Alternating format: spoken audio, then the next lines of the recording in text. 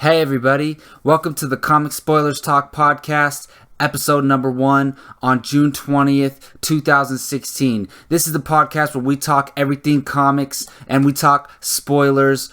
Please enjoy.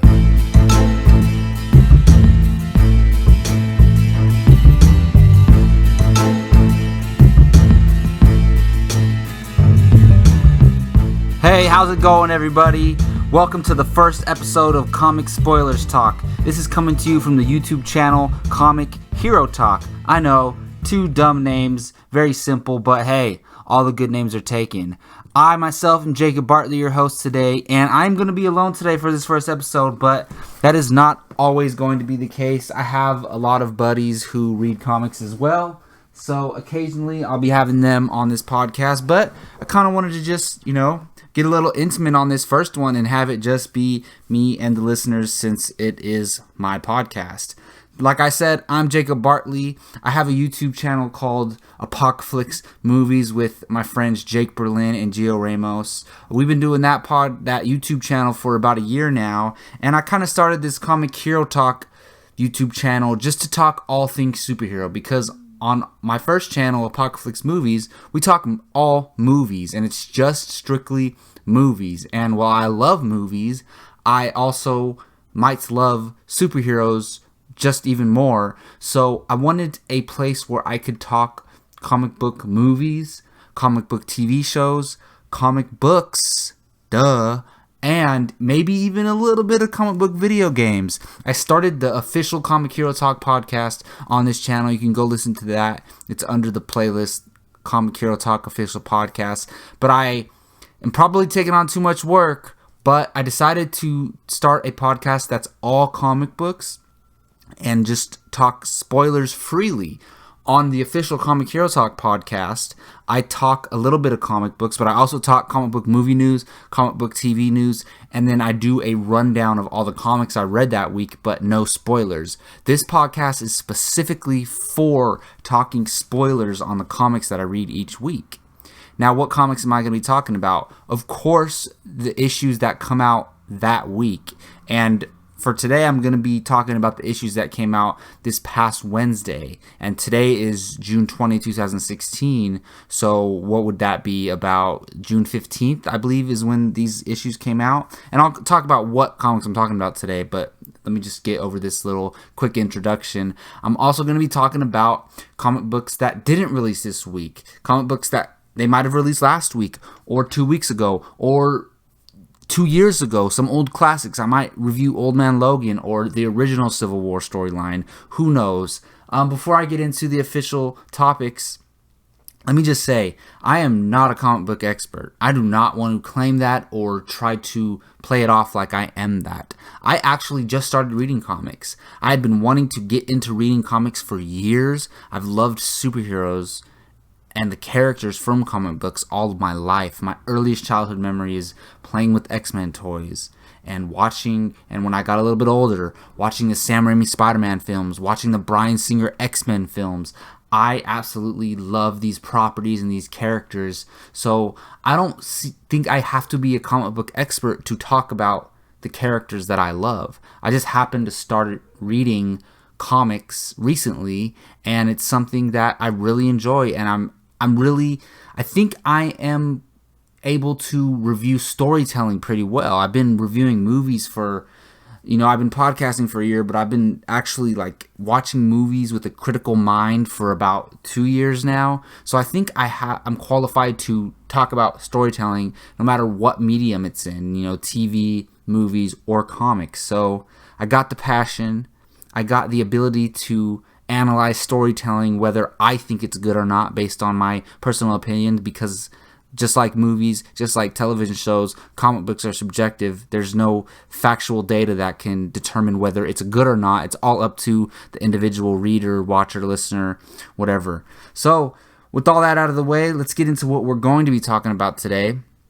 We're going to be talking Civil War 2, issue number 2, X-Men number 1, Civil War 2, Han Solo number 1, Batman number 1, Superman number 1, Titans Rebirth, Green Lantern number 1, and Green Arrow number 1. And of course, all those DC comics that I said, the number 1s, They are from the new DC Rebirth line. Their Rebirth titles came out 2 weeks ago, and now this is the official issue. So I guess the Rebirth title was the 0 issue.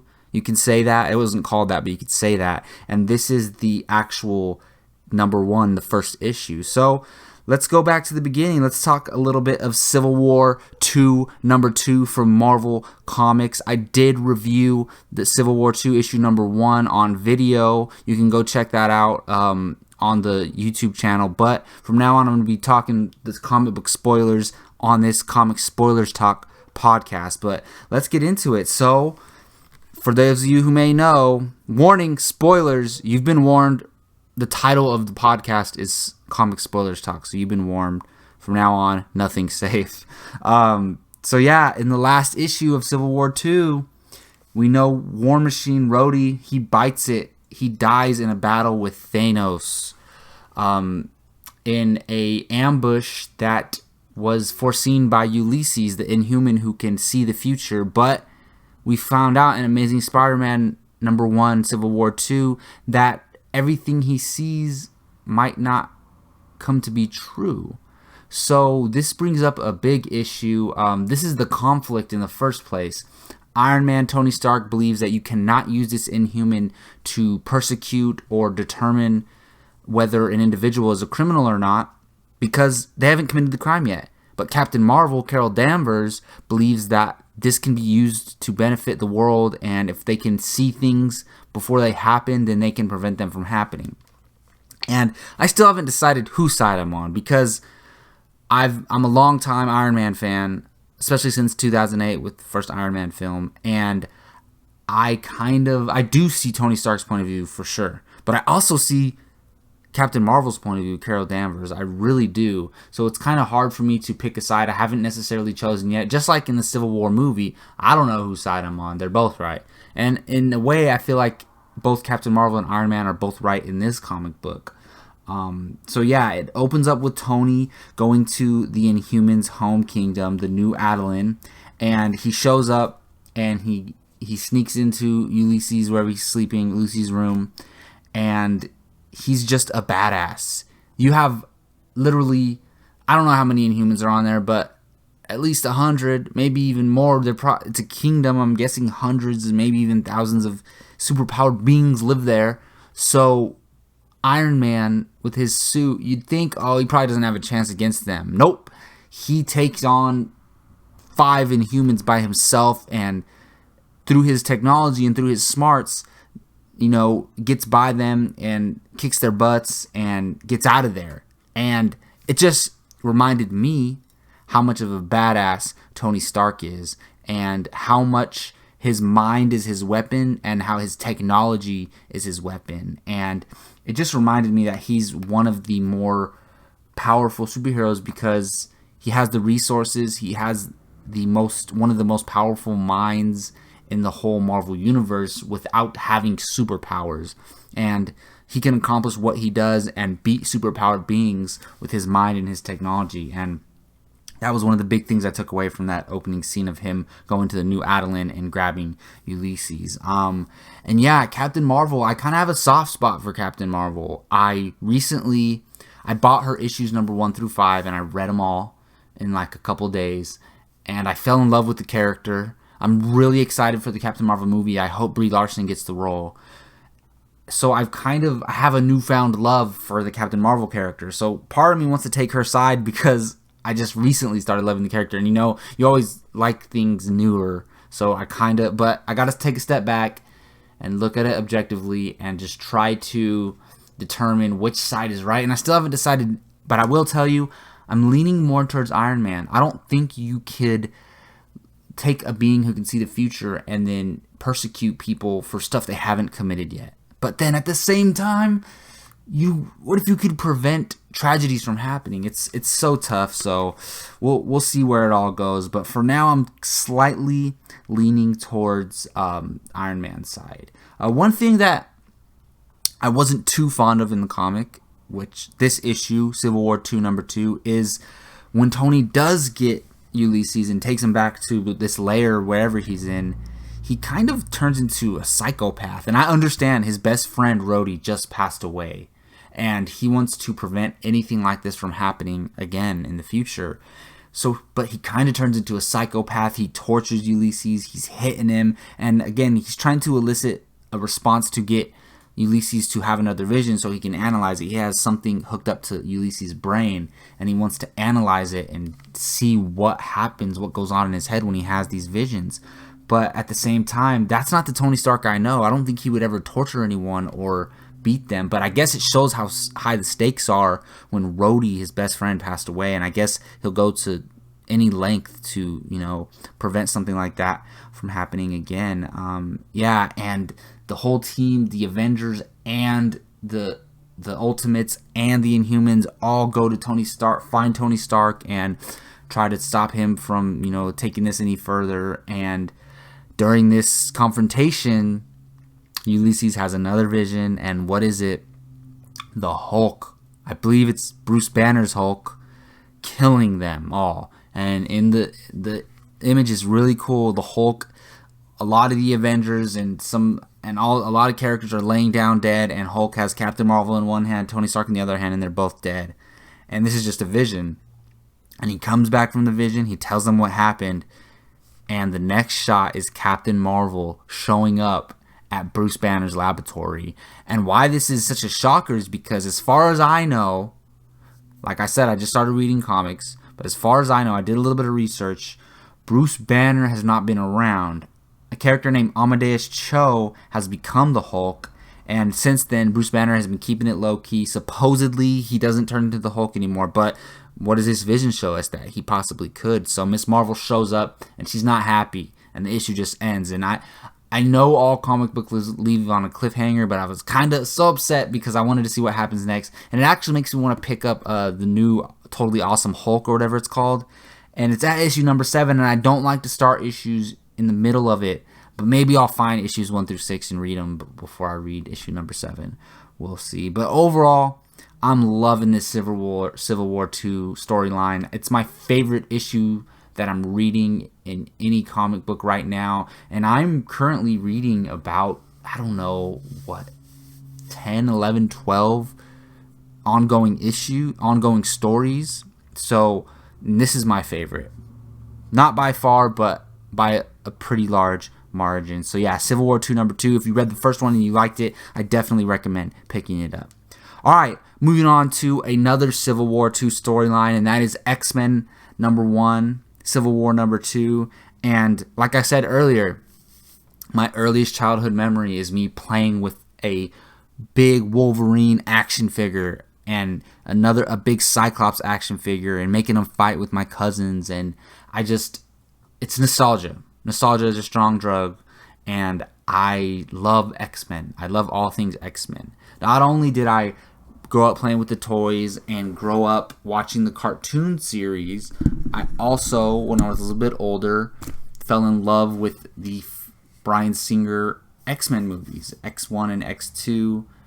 X3 was not directed by Bryan Singer, but as a kid I liked it. Now I recognize it's not a good movie, but I love X-Men. So when I saw that there was starting with an X-Men number 1, like I like to start from issue 1s, I had to pick it up, especially now knowing that it's connected to this whole Civil War storyline. And that's the thing for me. One of the best things Marvel Comics has done with this Civil War 2 storyline is make everything so strongly connected. The Amazing Spider-Man number 1 issue was so directly connected to the Civil War 2 overall storyline. And so is this X-Men number 1. And I think maybe if you haven't been reading the comic books up till this point, or whenever they started the all different Marvel, you'll be a little lost, just as I was, because the first time you see the X-Men team in this comic, there's no Cyclops, there's no Professor X. Apparently Professor X is dead, and apparently it's so confusing, but the younger X-Men were brought from back in time to the modern day by Beast, and the older Cyclops is dead, but the young Cyclops is out there somewhere in the world. They haven't found him. So, yeah, I'm not going to get into all that. I don't even know what I'd be talking about. But I would do a little bit of research, or, even go find the issues if you want. Know what you're getting into, where the X-Men are at in this timeline in the current Marvel Comics run. One thing that's great about this comic book is that from reading Civil War II issue number 1, I found out that the X-Men and the Inhumans kind of have a beef. They have a conflict between them, and I didn't know what it was. And come to find out in this X-Men issue number 1, Civil War II, that it's a pretty big issue. So there's this thing called the Terrigen Cloud, and it's basically a gas cloud, I think.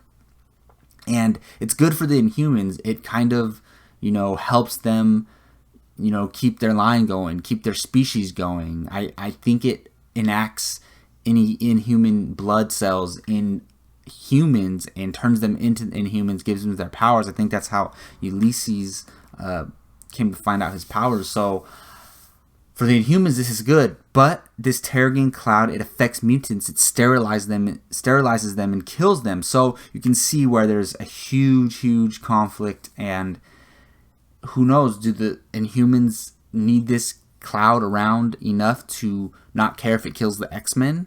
Apparently, according to Magneto, they haven't done anything about it. And who do you think is going to have the biggest issue with this cloud? Of course, Magneto, the man who's always fighting for mutant kind and defending his people, no matter if he has to commit evil, even though he believes he's doing everything for the greater good for his species.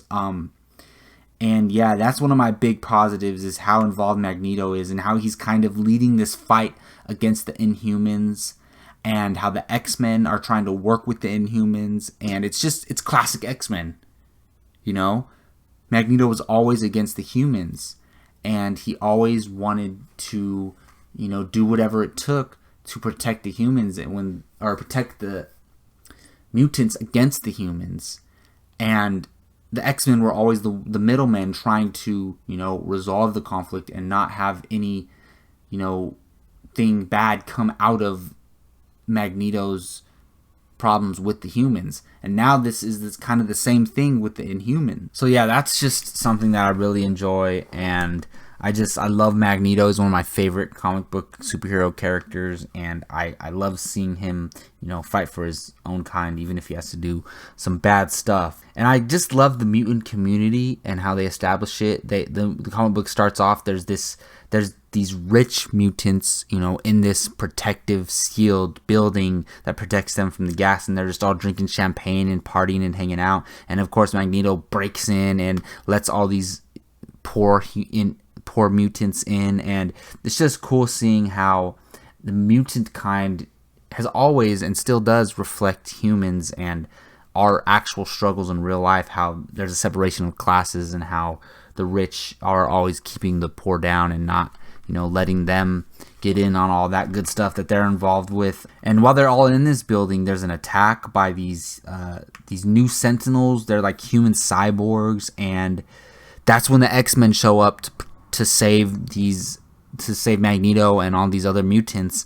And not knowing my recent X-Men history in the comics, I wasn't sure what was up with Wolverine, the original Wolverine, Old Man Logan. I know there's a female Wolverine right now, and he goes by just Logan. So I was like, is he part of the X-Men or not? I don't know what's going on. So after that attack, I flipped that page, and what do I see? A full page of the X-Men just coming in to save the day, and Old Man Logan's there. And I got so giddy. I was jumping up in my chair and smiling, getting all, giggly. I was so happy to see that.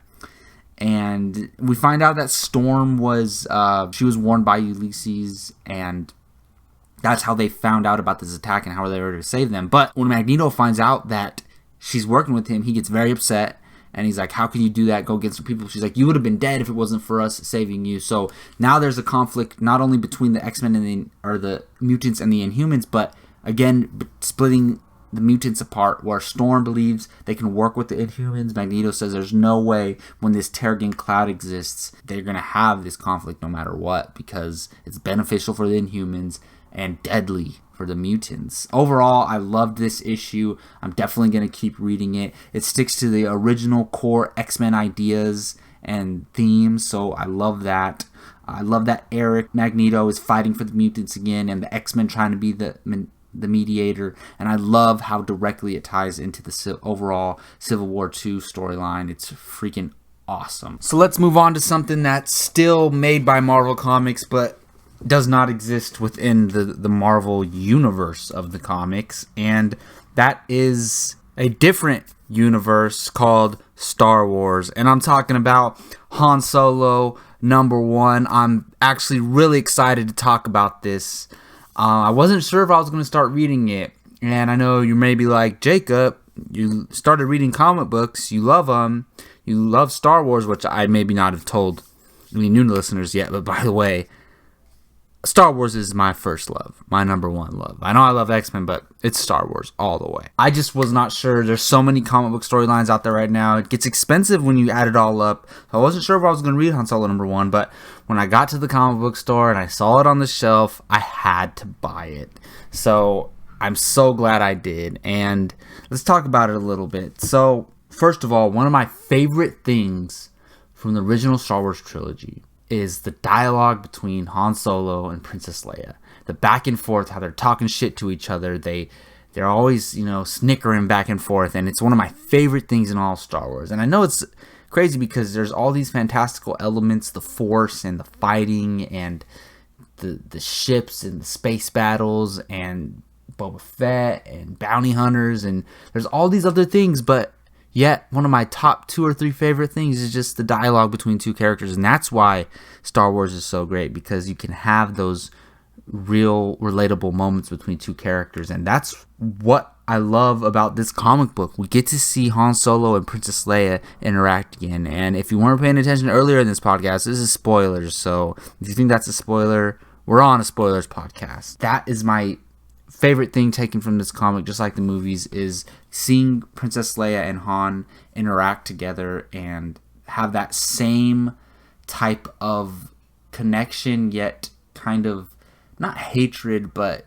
just a kind of resentment towards each other. And they capture that very well in this comic, I thought. Another good thing about it, Han is struggling with smuggling. He doesn't know if he wants to take certain jobs, and he's putting his reputation at risks, but he doesn't know what jobs are safe to take or not. He's kind of a changed man after joining the rebellion and having interactions with them and Princess Leia. But still, no matter what, if there's a prize involved or it benefits him, he's gonna take the job. A few great things about this comic book is it's just Han being Han. He's still stubborn. He still loves Chewie. He still doesn't take any shit from anyone, and he's talking shit the whole time. So they really capture the Han character very well, and also his interactions with Leia, like I said. So the way the story's set up in this, Princess Leia and the rebellion need Han to do a mission, and the mission involves him doing a race with the Millennium Falcon, and he has to, while he's in this race, he has to pick up these rebel spies that are in the Empire on the way, and you have to make certain stops to refuel during the race. And knowing that Han Solo did the Kessel Run in 12 parsecs, we all know that he likes to race, and he likes to show that he's a great pilot and show how fast the Millennium Falcon is. So I got really excited when I found out he's going to get involved in another race. And the new race is called the Dragon Void, and apparently it's a race that all pilots dream of winning one day. And I just love how he gets to go on a mission and help the rebellion, but he also gets to do something that he loves, which is prove that he's great and compete and beat people.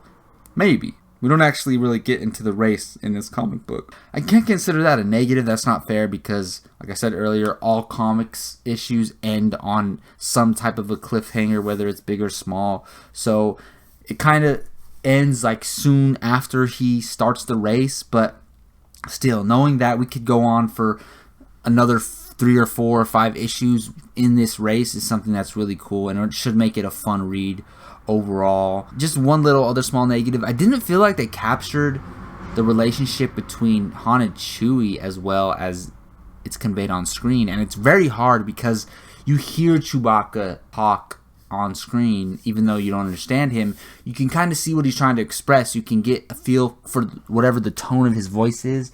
You can kind of tell what he's trying to say. And in the comic book, you just read the rah, rah, rah, rah, rah. That's how it's kind of spelled. And you can't get a sense of what he's trying to say. So reading the comic is very different when it comes to Han and Chewie's relationship. But other than that, I really love this comic book, and I'm so glad I picked it up, and I can't wait to pick up the next issue. All right, moving on to some DC comics, and we're going to start this one with who other than Batman. So, the Batman Rebirth came out 2 weeks ago, and now we're on to Batman issue number 1, and I absolutely loved this one. I did not love the Batman Rebirth comic issue.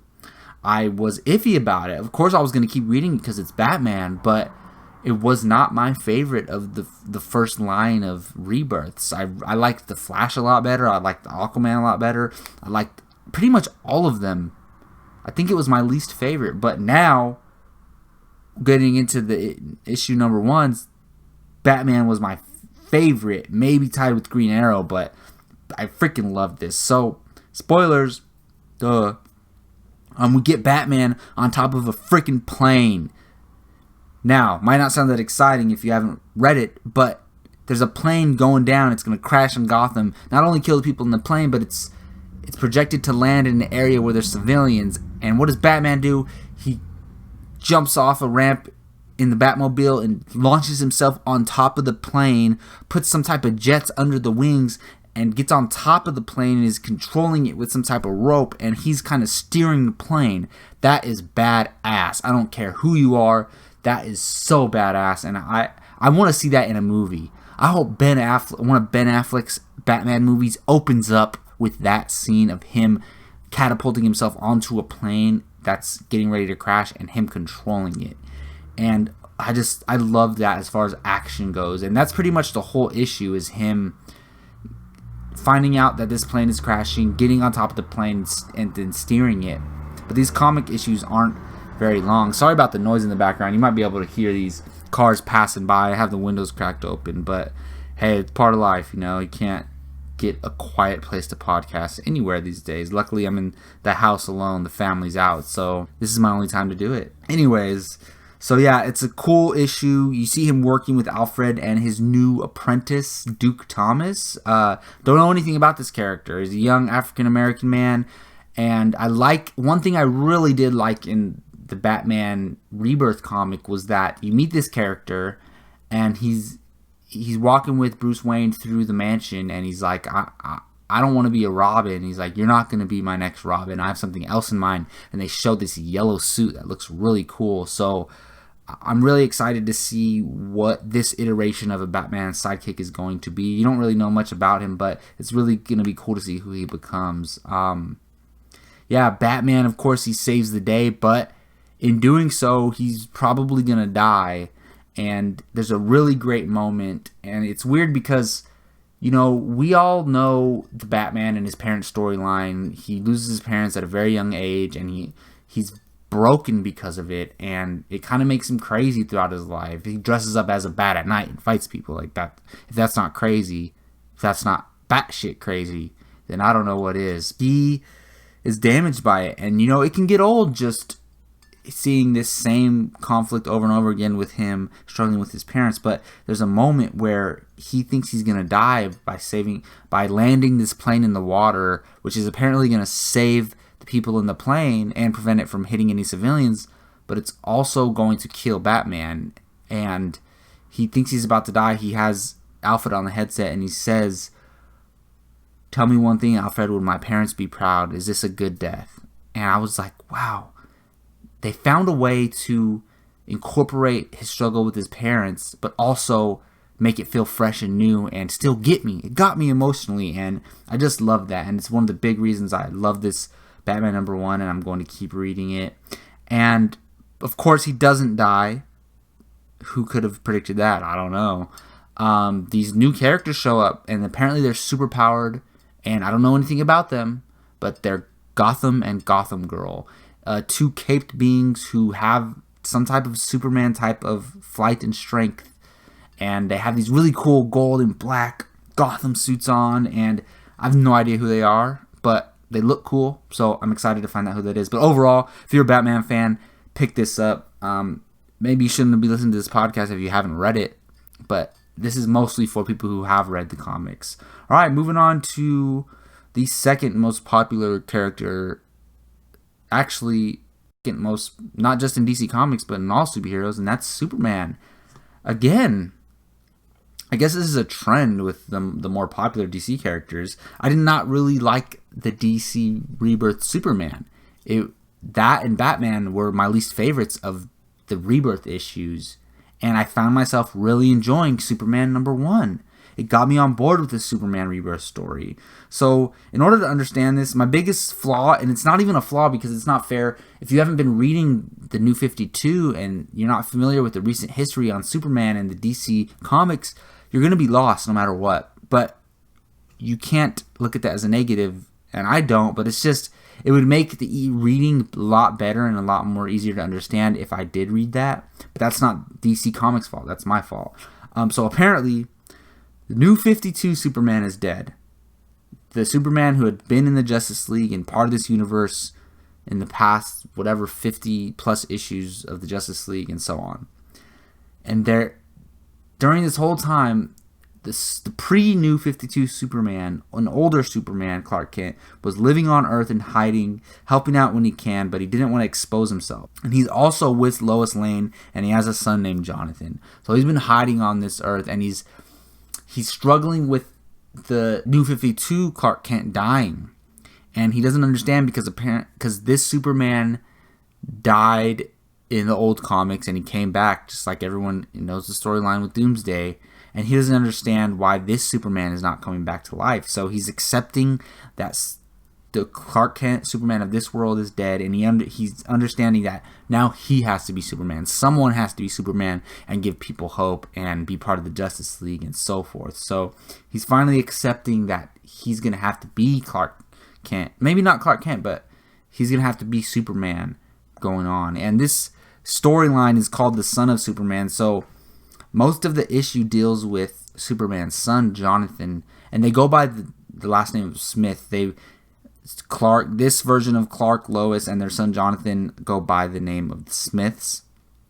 And I never thought I'd be so intrigued with a story about the offspring of Superman, but it's really cool because he's obviously half human, half Kryptonian with Superman genes and Lois Lane's genes. So how does one adapt to that? Not even adapt, but how does one live with that and live among the normal people and among the world having powers? And I'm really curious to find out what are the extent of his powers. There's no way he's as powerful as Superman if he's half human. And it's just curious. It kind of sucks because he didn't ask to be born. He didn't ask to be born with these powers, and he kind of has to hide and lie to people. And it's a really cool comic, and it's got me on board with Superman, and that's the best thing it could have done. All right, now moving on to Titans Rebirth. I wasn't sure if I was going to pick this up, but just like how I love the storylines in the Civil War 2 that tie directly in with it, I have to read the ones that tie directly in with the Rebirth storyline. And for those of you who don't know, the first DC Rebirth universe Rebirth was narrated and led by Wally West, and he's been trapped in the Speed Force, and he's realized that someone has altered with their timeline and changed their universe, and it's the Watchmen apparently. Dr. Manhattan of the Watchmen, which is crazy. I mean, I knew DC Comics owned the Watchmen, but they were never a part of the DC Comics as far as I know. So we're going to see how that goes. But yeah, that's my interest in this. I want to see how Wally West, because the last time we saw Wally West was in the Flash Rebirth, and he met up with Barry Allen, and he said, I need to go find the Titans and tell them what's going on. And at first, no one from the New 52 or from this storyline remembers Wally West. The Flash finally does. That's what brings him back out of the Speed Force. But of course, when he runs in with the Titans, his old teammates, they don't remember him. And at first, they're all attacking him, trying to fight him. But then, as they make physical contact with him, they get a flash of a memory with him. And no pun intended. And I really loved those moments when each character accidentally touched him, and then they got their memories, a few memories back with him, and then they remembered who he was. Each moment was really emotional and relevant, and it made me care about the characters. And overall, this issue, what it did was made me want to keep reading Titans and make me care about Wally West and his friendships with these characters. And also because I want to find out what's going on with his Rebirth and the Watchmen and everything. So I'm definitely going to keep reading Titans because there's not a Wally West solo comic, I don't believe. Seems like they're going to be heavily involved. And I love the team and the friendship aspect of this comic.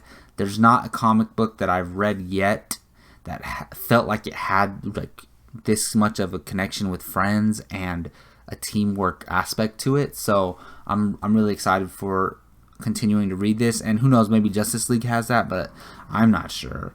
All right, well, moving on to Green Lanterns #1. And the Green Lanterns Rebirth was one of my favorites of the Rebirth issues, and now this Green Lanterns #1 I didn't love. I still love the characters. I think Jessica Cruz is an awesome character, especially how she's struggling with, and she's a female Green Lantern, which is awesome to begin with, and she's Latin, which is awesome as well. And I just love how she's a normal person dealing with getting these powers, while also she's kind of a antisocial being. She can't be out in public. She freaks out. And so, but she has to be out in public. She's a superhero now. She has a responsibility. So I really am digging her character. Simon Baz, I don't love like I love Jessica Cruz, but I kind of like his character. I love the interactions between them and how they kind of don't like each other, but they're being forced to work with each other, being the new Green Lanterns. But I do appreciate, there's this storyline with Simon Baz where he's been a criminal during his life, and he's had a problem with authority. He doesn't like authority. He thinks they abuse their power, and he doesn't want to live under that anymore. And still living on Earth, even though he's a Green Lantern, he has to deal with authority. And as you're reading these comics, you get their thought processes as well as the dialogue. And he kind of he keeps wondering, can I just go out in space and live free of this authority? And I think that's really cool. And I'm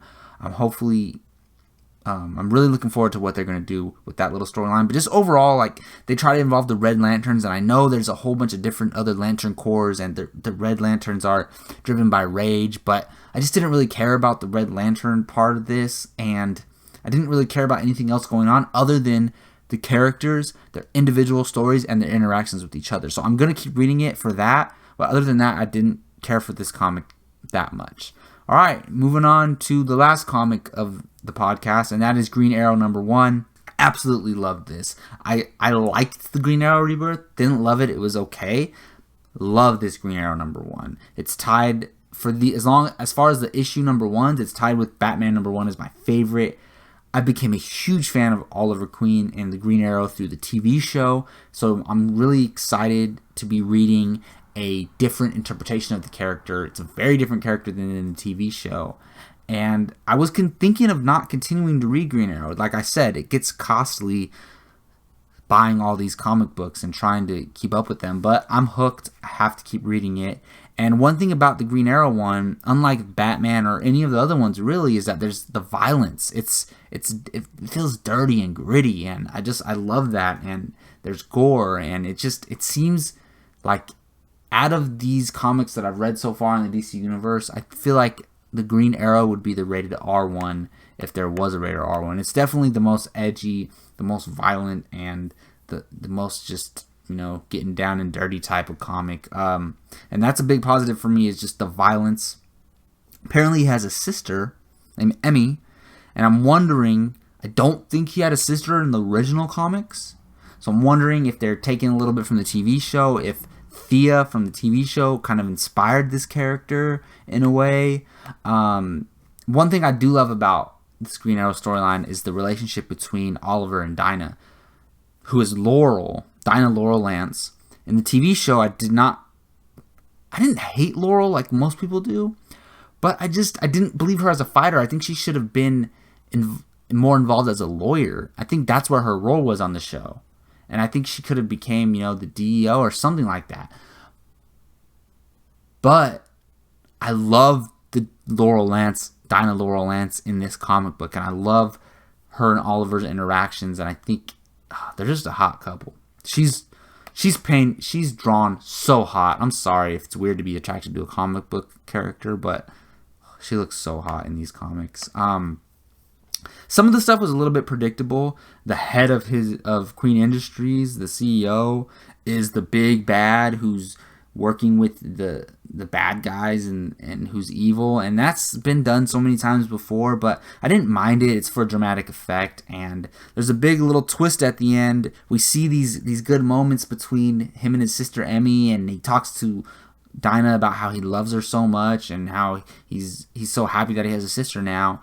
And who do these bad guys send after Oliver to kill him is Shadow. I don't know much about the comic book character. I know there was a character named Shadow in the TV show, but they send her to assassinate Oliver, and apparently Emmy is on her side. As she's attacking Oliver, Emmy hits Oliver with an arrow, and then the issue kind of just ends there with making the readers think that Emmy is on Shadow's side and she's been playing her brother this whole time. I think there's a kind of misdirection going on here. I think that Emmy hit Oliver in a spot that would knock him down but not kill him, so Shadow wouldn't kill him.